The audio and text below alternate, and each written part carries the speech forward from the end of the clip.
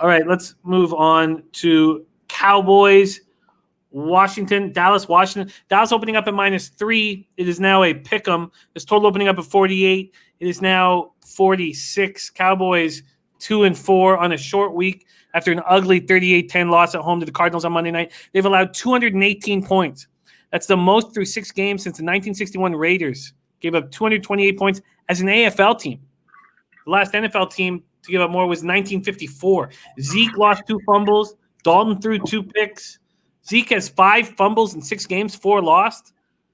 I mean, that's one shy of his career high for an entire year. He's never lost more than 2 fumbles in the season before this year. He's already lost 4. Zeke did nothing on the ground, 12 of 49. Did nothing through the air. He caught 8 passes for 31. Dalton, 34 of 54 for 266 yards, 1 TD, 2 interceptions. This team owns the NFL's worst turnover margin at -12. They have an NFL high 15 giveaways. The 84 points they've allowed off turnovers are the most in the NFL through 6 games since at least 2000. And they're still somehow in first place. I mean, it's crazy. In the woeful NFC East, now they've lost Zach Martin. Well, we don't know. He left with a concussion. 4-time All-Pro Zach Martin. So that left the Cowboys with 4 of the 5 preseason starters on the offensive line out. What a mess. Let's talk about Washington. What a mess Washington is. What is this line at? One more time. Sorry, let me just look at this again. It's moved to a pick'em. Redskins coming off that 2019 loss at the Giants. They went for a 2-point conversion to try and win the game, to try and change everything that's happened for them this year. Rivera sick and questionable decisions around Haskins. Are you surprised that Washington has become a pick'em in this game, Bebsy? I'm not surprised because it's strength versus weakness in this. Like, for years, the Cowboys' offensive line was that point of pride. They made Zeke look incredible. Zeke's very good, and obviously he's had some fumble issues this year, but let's not pretend that he hasn't been great since he came into this league. They've propped up Dak Prescott to look better than he is. I'm not knocking Dak. I think he's a fine quarterback, but he's looked elite at times. But this offensive line, look, they lost Jason Frederick in the offseason to retirement. Right away, I think he was the most underrated player on that offensive line. Then they lose Tyron Smith.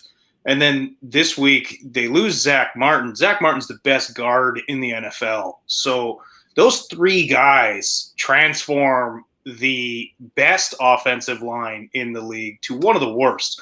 So now Dalton has no protection.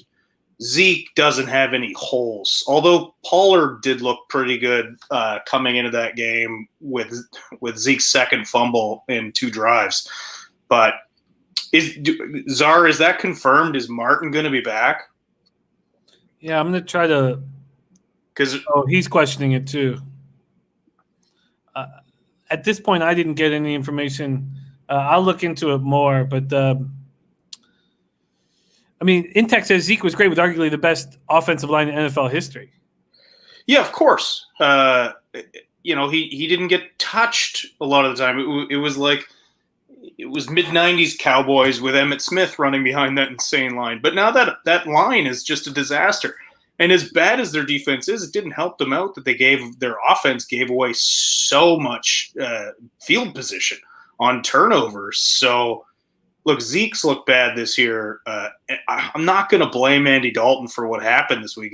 He got blown up early by Budda Baker. And so now they're coming up against the Washington football team. And the best thing the Washington football team has going for them is that front 7. So this is a really tough call. It's 2 garbage teams in that garbage NFC East. It's going to be a garbage game. I'm not interested in it at all, but I do think it's going to come down to how well that defensive front of Washington can lay pressure on Dalton. And with this injured battered O-line of the Dallas Cowboys, I think it's going to be an ugly, ugly week. Kyle Allen, 31 of 42, 280 yards, 2 TDs, 1 interception. McIsaac ran the ball 8 times for 41 yards. Gibson 9 times for 30 yards. McLaurin continued his strong start, 7 catches for 74 yards. Do you think the Redskins can put up points against this awful Dallas defense? This total is down to 46. Yeah, I think so, and especially if Dallas keeps turning the ball over, which, look, if they're not healthy up front, they're going to struggle against that front seven from Washington. And if they turn the ball over, it's going to get ugly early again for Dallas. So there's reasons why I would lean Washington in this, but they're just two awful football teams. It's who doesn't play as awful is going to win this game. I'm telling you, just relegate this entire division until they decide to take the game seriously. Alrighty. Also, so Dallas has players calling out their coaching staff already. Sounds like no play for you then, Bebsy. No, it's no. I have no interest in this game. It's just, again, lean Washington just because of the injury woes and the chaos that is surrounding Dallas right now. But they're already calling out their new coaching staff, which I agree with. I said at the start of the year, Mike McCarthy was a lateral move. You fire Jason Garrett because he's not inventive enough, and then they hire a guy who got fired from Green Bay a couple years ago for not being inventive enough. Like, what the fuck is wrong with Jerry Jones here? We all know Jerry's nuts, but it's a no play for me. It's a garbage game in a garbage division. All right, let's move on to Green Bay, Houston, and this will be the last of the 1 o'clock games. Green Bay opening up as 3-point favorites. It's now moved to 3.5. This total opened up at 55.5. It's now moved to 56.5. These Packers coming off a rude awakening in their 38-10 loss at Tampa. Packers entered Sunday as the first team in league history to score at least 150 points without committing a turnover in the first 4 games. They were averaging 445.5 yards per game, 38 points per game. The loss stopped a 9-game regular season winning streak. Rodgers 16 of 35 for 160 yards, no touchdowns, and his first game with multiple picks since 2017. They allowed 4 sacks after only allowing 3 in the first 4 games. Aaron Jones did nothing. 10 carries for 15 yards. Jamal Williams, 4 carries for 34 yards. Devontae Adams was back, caught 6 passes for 61 yards. Cornerback Kevin King is questionable. Texans coming off 42-36 loss at Tennessee. This is what kept me from going 8-2 on the week, 7-3 because the Texans didn't cover the +4. Just couldn't get any stops. Titans put up a franchise record 601 yards against them. Gashed for 211 yards on the ground by Derrick Henry. Watson throws for 355 yards and 4 TDs. Fuller catches 6 passes for 123 yards. David Johnson, 19 runs for 57 yards. Cornerback Cornell Armstrong, linebacker Peter Kalambayi, tight end Jordan Akins, running back Buddy Howell are all questionable. Texans defense, after going up against the Buccaneers defense, will likely get shredded, but I'm not entirely sure what to do on this game. The over does look appealing.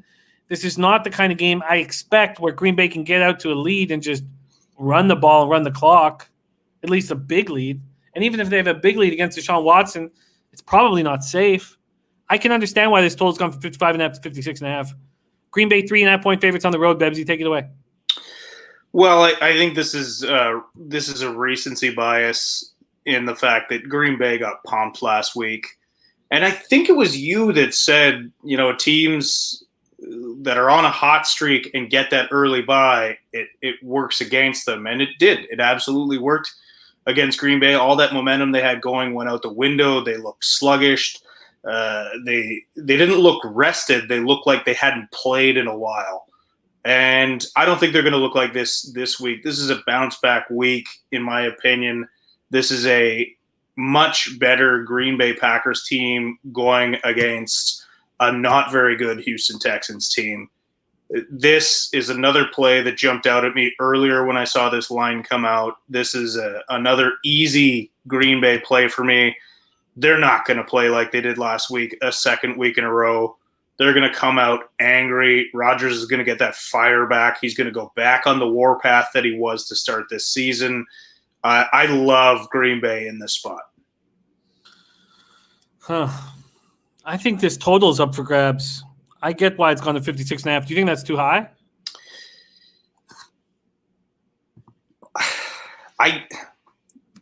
No, not necessarily, because what you alluded to earlier is Deshaun Watson and his ability to cover and put up points.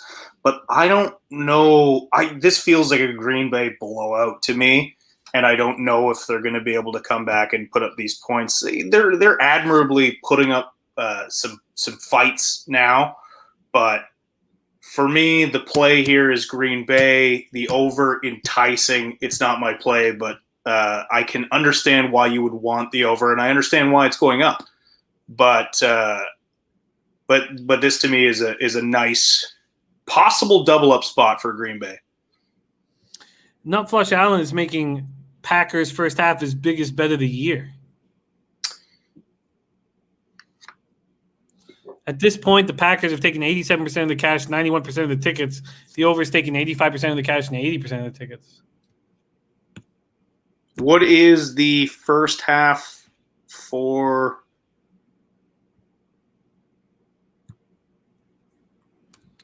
Packers right now. First half, Packers 2.5.